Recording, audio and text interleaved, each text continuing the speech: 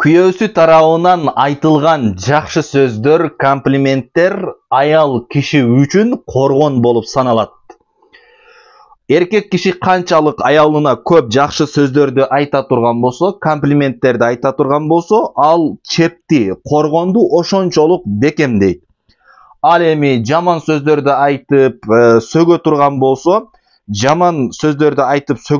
болсо, аял киши күйөөсүнөн жакшы сөздөрдү укпай турган болсо, анда аны башка эркек айтып баштаса, бул чеп ошондо бузула баштайт дагы. Себеби бул күйөөсүнөн укпаган таттуу сөздөрдү, комплименттерди башка эркектен укканда, бунун жашоосуна кирип кетүү, могу чепти бузуп кирүү башка эркекке жеңил болот.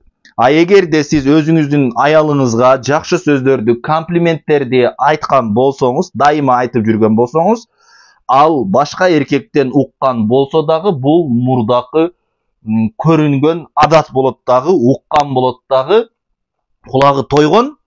Ошондуктан башка эркекке азгырылбайт. Аял киши кулагы менен сүйөт деп бекеринен айтылбайт. Ошондуктан урматтуу эркектер, дайыма аялыңыздарга жакшы сөздөрдү, комплименттерди айтып туруңуздар. Дагы бир жолу айтам, аял киши кулагы менен сүйөт. Аял кишинин кулагын жакшы сөздөргө толтуруу керек.